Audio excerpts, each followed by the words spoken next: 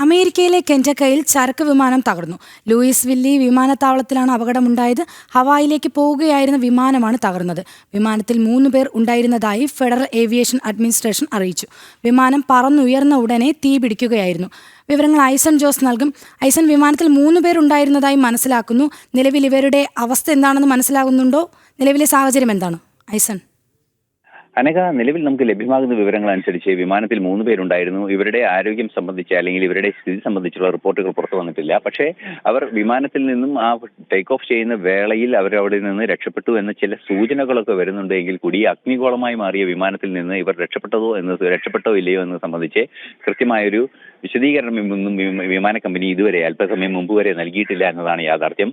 നേരത്തെ അനഘ സൂചിപ്പിച്ചതുപോലെ കെന്റക്കിയിലെ Luis Willy വിമാനത്താവളത്തിൽ നിന്ന് പറന്നുയർന്ന ഉടൻ തന്നെ ദൃശ്യങ്ങളിൽ കാണുന്നത് പോലെ പറന്ന് അല്പം ഉയർന്ന, അതായത് റൺവേയിൽ നിന്ന് അല്പം ഉയർന്ന നിമിഷങ്ങൾക്കകം തകരുകയായിരുന്നു. വലിയൊരു അഗ്നിഗോളമായി മാറി തീ പടർന്നു പിടിക്കുകയായിരുന്നു. ആ മേഖലയിലെ പലയിടങ്ങളിലും പാർക്ക് ചെയ്ത വാഹനങ്ങളിലും ഒക്കെ തീ പടർന്ന ഒരു സാഹചര്യവും നമുക്ക് കാണാൻ സാധിക്കുന്നുണ്ട്. വലിയ രീതിയിലുള്ള ഒരു അപകടം തന്നെയാണ് ഉണ്ടായിരിക്കുന്നത്.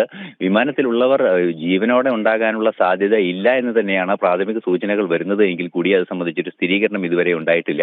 ഈ കെന്റക്കി ലൂയിസ് വില്ലി വിമാനത്താവളത്തിൽ നിന്ന് പറന്നുയർന്ന ഉടൻ തന്നെ തീപിടിച്ച ഒരു സാഹചര്യമായിരുന്നു.